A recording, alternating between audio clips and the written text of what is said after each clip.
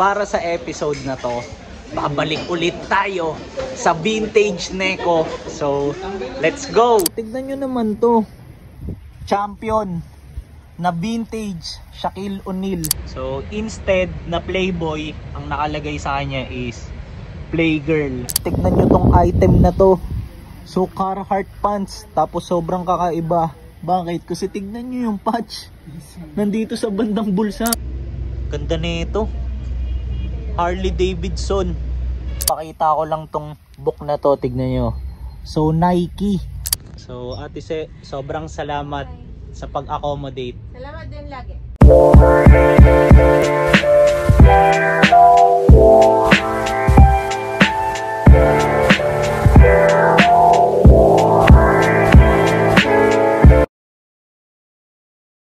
Yo! Good day sa inyong lahat. So para sa episode na to, babalik ulit tayo sa vintage Neko. So let's go! Tapos papakita ko sa inyo ang mga kasama ko ngayon. So unahin na natin to. Tatabihan ko. Pakita ko sa inyo. Pre, musta? Part 2 guys. Musta pre?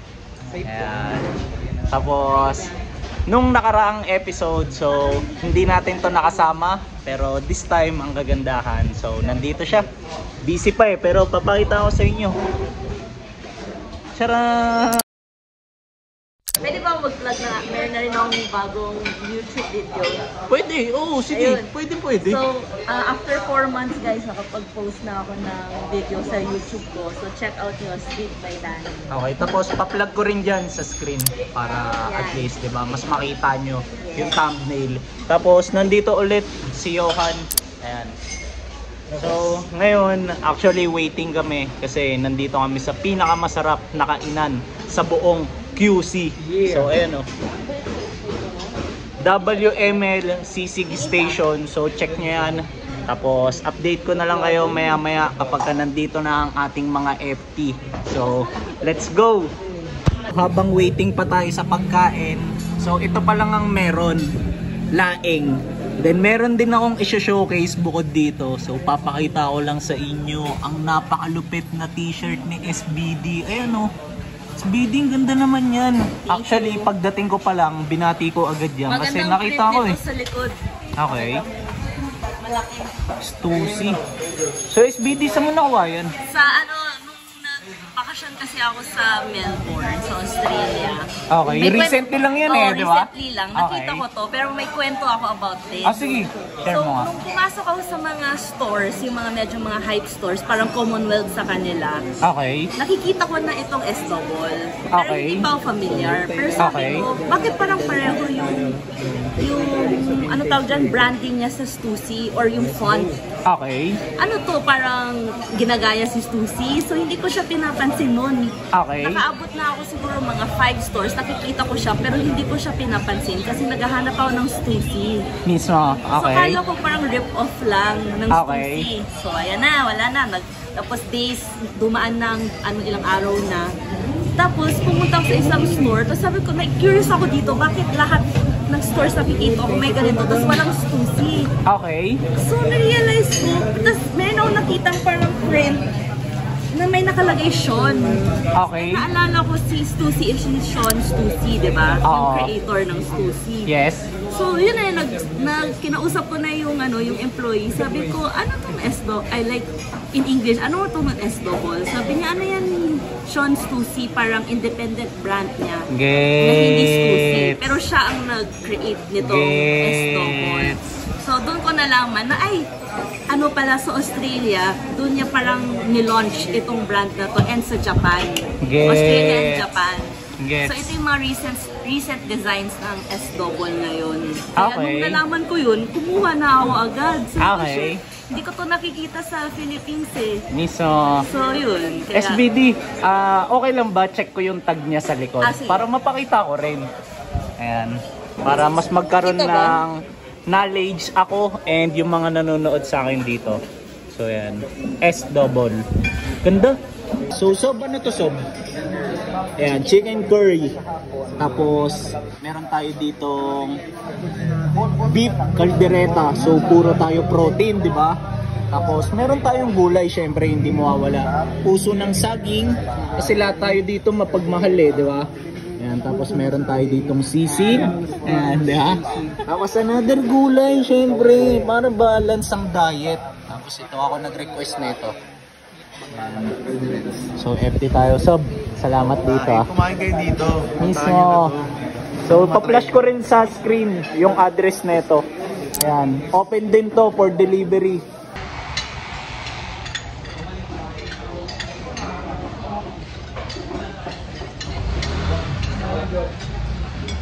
Pre, batiin ko lang din, napakaganda kasi ng shirt mo, pre. What is that shirt, my friend? Showcase mo naman, pre. Stussy 8-ball shirt. Mismo. Saan mo nakuha yan, pre? Online lang, guys. Mismo. Pre, okay lang ba? Check ko yung tag niya, pre. Kahit pakipakita lang dito. Okay, modern siya, pre, no? Ikaw kumuha ng food Ayan. First One. So, nakakatuwa lang. Sabi ko nga kanina kay Vision Vulture kasi hindi siya kagaya ng mga usual 8-ball ng Stussy. So, ayan o, meron pang graphic ng tao. Tapos yung tao pa, di ba? Parang mafia. Di ba, pre?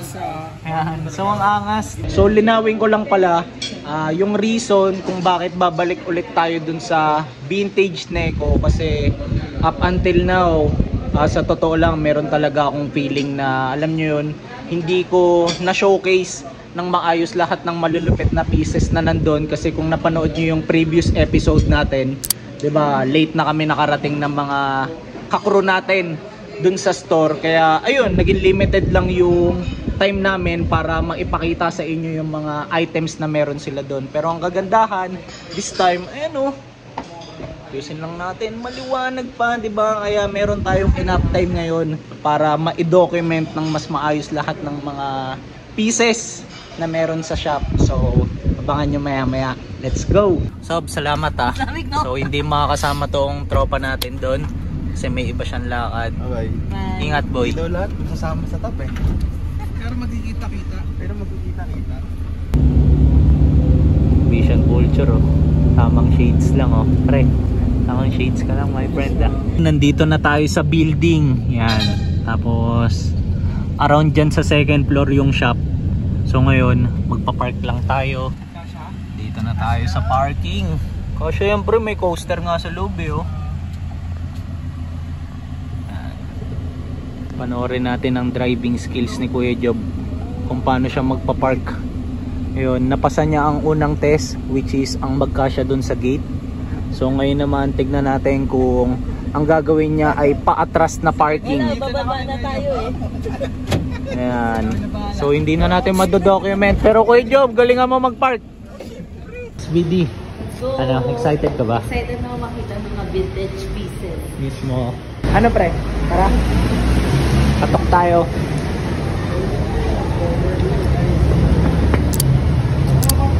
Ayun na si ate oh.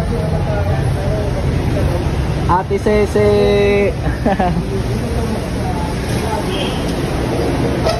Ate, hello po. Ayan, si Ate Sese. Peace bump lang, isa lang. So since nandito na ulit tayo, ang feeling ko na naman, hindi ko na naman alam kung anong uunahin ko. Pero hindi, joke lang, di ba? Kasi this time, medyo alam ko na kung paano yung magiging flow sa pagpili. Kasi syempre, uunahin ko ngayon is yung mga rack na hindi ko natignan last time. Tapos, so nakiusap ako kay Ate Se na pakita lang siya ulit dito sa episode natin. Se, pakita ka lang. Ate Se, yung reason kung bakit in-invite kitang magpakita dito kasi nangangasan ako sa shirt mo, vintage. Because thank God it's Friday. Sakto pa. So Friday kasi ngayon, tapos ang ganda, napansin ko agad, vintage shirt siya. Uunahin ko tong rack na to. Ayan, kasi hindi ako nakapili dito eh.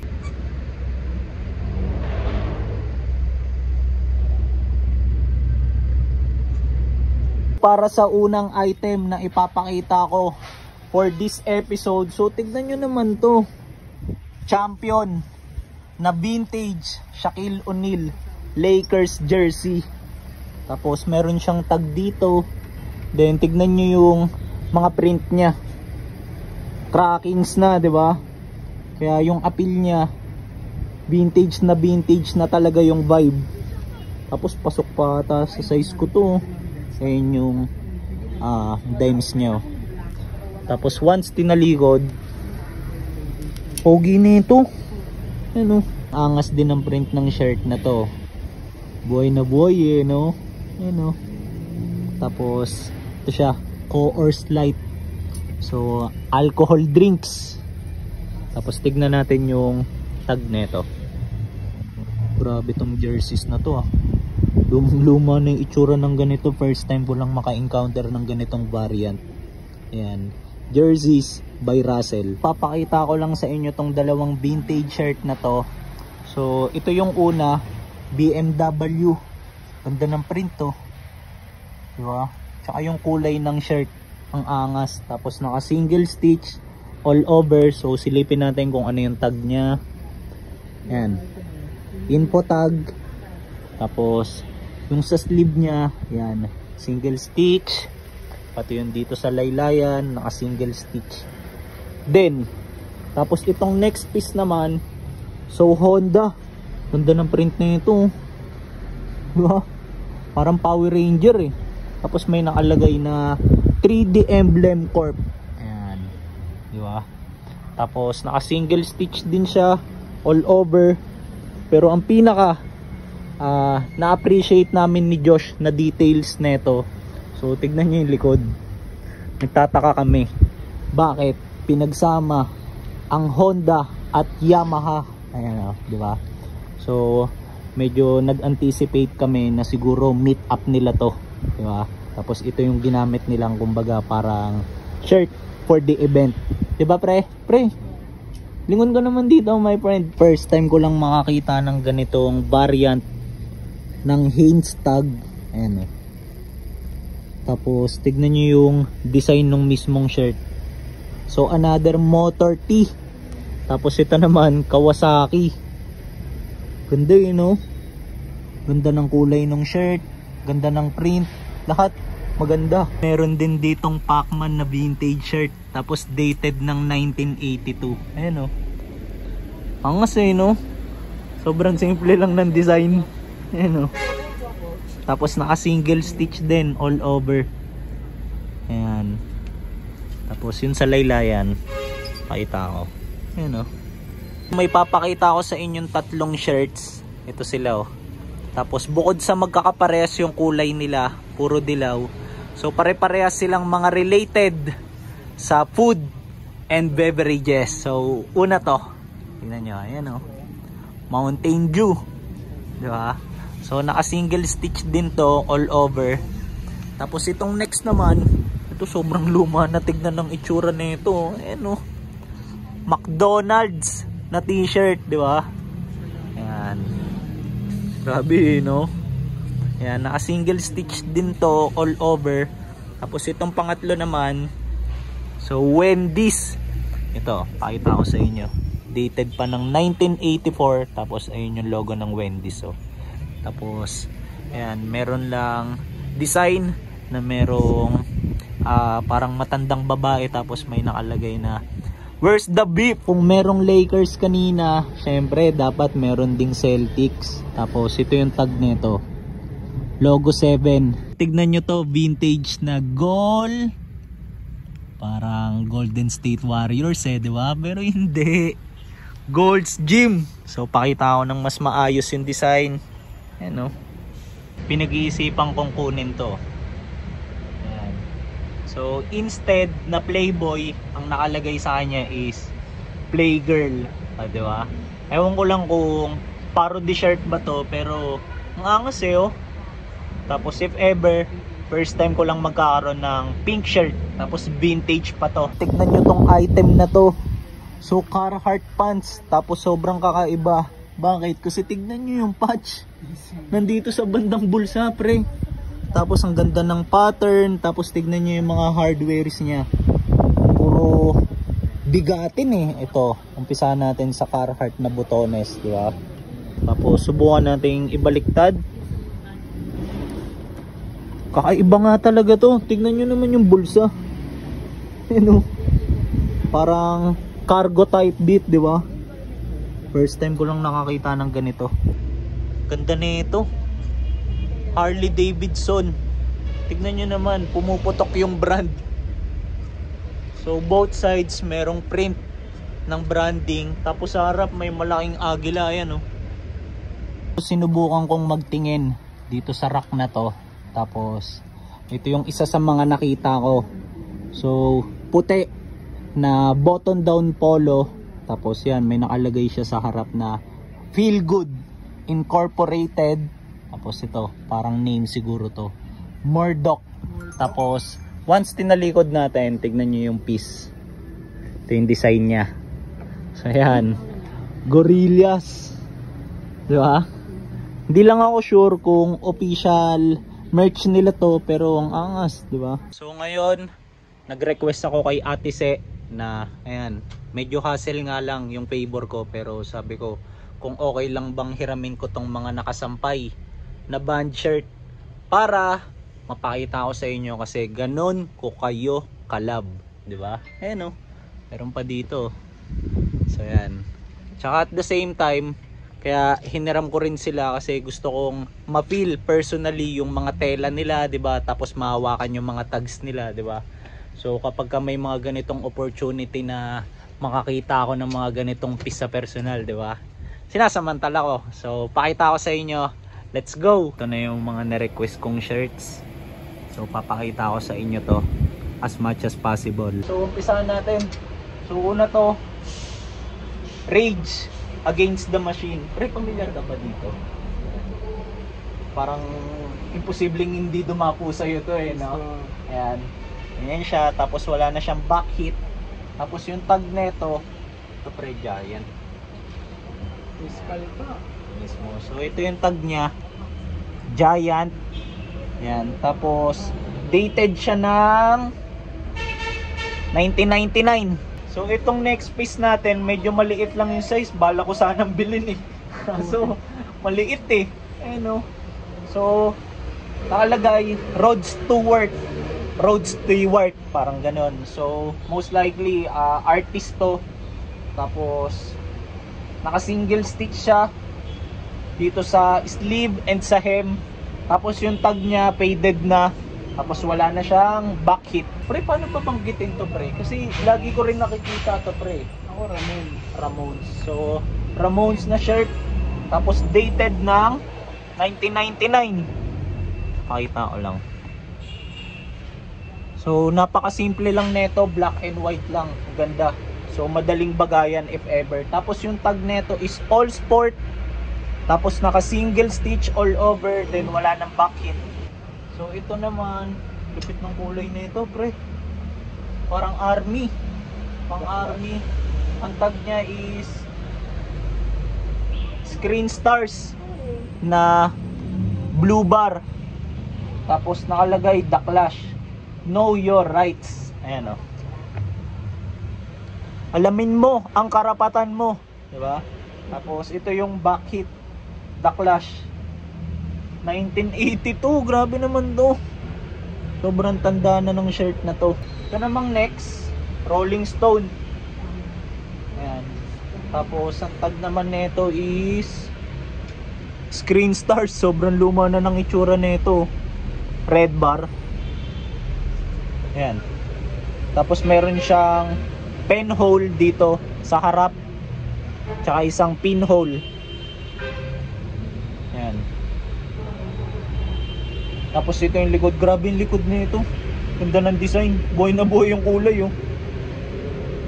Tapos dated to ng 1989. Pakita ko lang tong book na to. Tignan nyo. So Nike.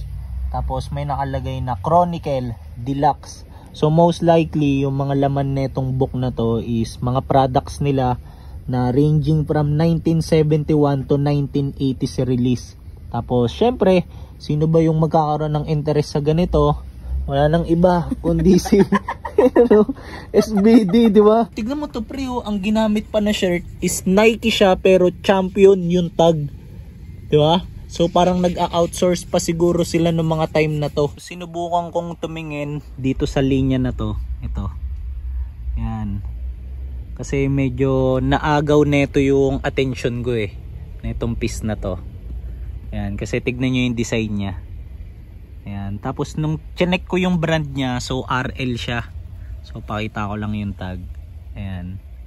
Tapos nung tinignan ko pa yung mga kasunod, so tsaka ko lang na figure out na puro pala to RL. Ayan. So hindi ko na iisa-isahin kasi mga nakatupi eh. Pero alam niyo yun, mas na-appreciate ko lang na sobrang lawak talaga ng curation dito sa shop na to. So yun o, di ba?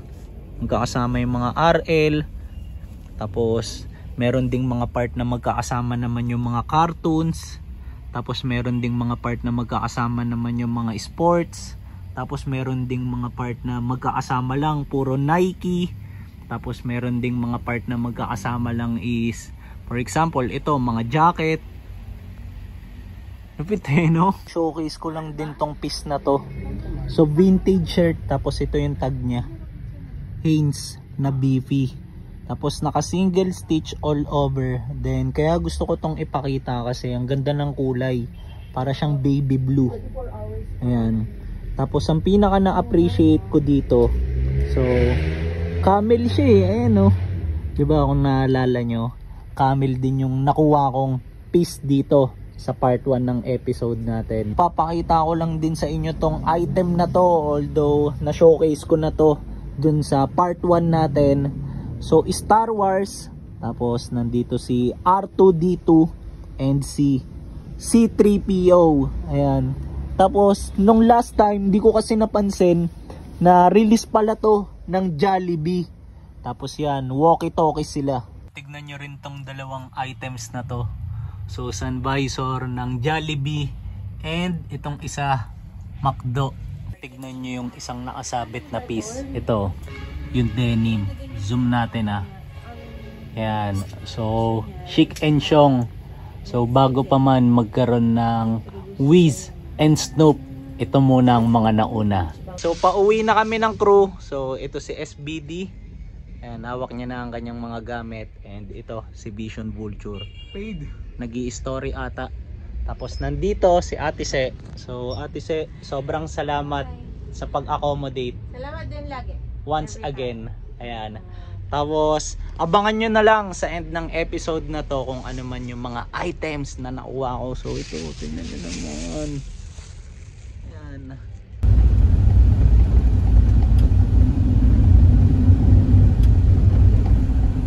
Scanan ko yun.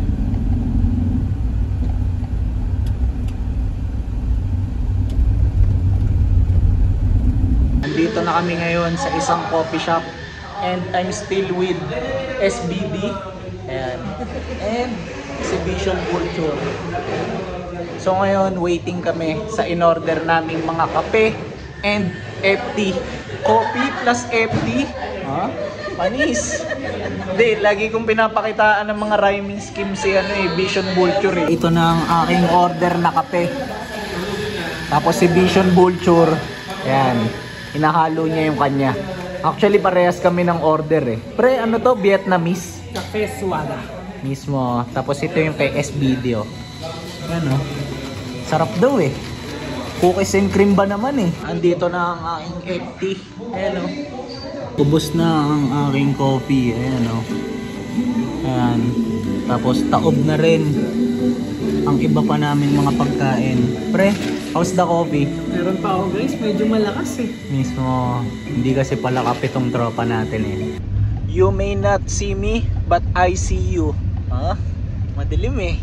Papa-English tuloy ako eh. Pero, pauwi na ako and kasama ko ngayon si Vision Vulture and si SBD pa rin. So, drop lang nila ako saglit. Tapos, maya-maya, papakita ko na rin sa inyo yung mga items na nakuha natin for this episode. So update ko na lang kayo. So takits tayo sa outro. Let's go! Yo! So ito, nakauwi na ako. Then gaya nga ng nabanggit ko kanina, so ipapakita ko na kung ano man yung mga naiuwi ko galing sa vintage Neko. Magka-rhyme na naman. Panis na naman si Vision Vulture. Tapos hindi ko na pala papatagalin kasi actually dalawang piece lang naman yung nakuha ko. So, discuss na natin yung details ng bawat isa. So, let's go! So, para sa unang item, so, ito, t-shirt, tapos, pakita ko na muna ng nakatupi. Ayan. So, anong t-shirt? Pakita ko lang din muna yung tag niya. So, cut na yung tag niya eh. Pero, ito yung brand oh. Soft T nakalagay. Tapos, once binuklat, ganito yung itsura ng buong shirt. Ayan o. Diba? Tapos, naka-single stitch pala to all over. Ayan o. Pati dito, sa sleeve niya, and dito, sa baba. So, yung mga reasons kung bakit kinuha ko to, discuss ko lang ng mabilisan. So, una, sinubukan kong ipit to, sakto sa akin. Ang ganda ng, alam niyo yun, bagsak niya sa akin. Tapos, pangalawa, so kung mapapansin nyo, ang ganda ng pagka-fade nito. Tapos, overall, ang pinaka-consider ko talaga sa lahat, so yung design nito. Bakit? So, bukod sa ang ganda ng kulay, so na-appreciate ko rin. So, kung iintindihin nating maigi, tignan nyo. May nakalagay na enjoy. Ayan. Supreme creation. O, di ba? So, itong buong design niya, talking about beautiful nature things sa Hawaii. Kaya kung mapapansin nyo, yan, merong mga, for example, yan, mga animals and places. O, di ba? So, given na mahilig ako sa outdoor activities, so, syempre, di ba, meron ding side sa akin na na-appreciate ko yung mga ganitong bagay. Tapos, the way ko siya tignan kanina, sabi ko, para pa siyang Supreme kasi may ganito siya, oh. May word siya mismo na Supreme. Tapos, para naman sa second item, so, ito hindi ko alam kung paano siya i-discuss sa totoo lang. Pero pakita ko na lang din muna ng nakatupi. So, ganito yung tag niya. Ayan. Vintage na Nike. Ayan. Tapos, polo shirt siya. Tapos, once binuklat, so pakita ko na sa inyo ng buo.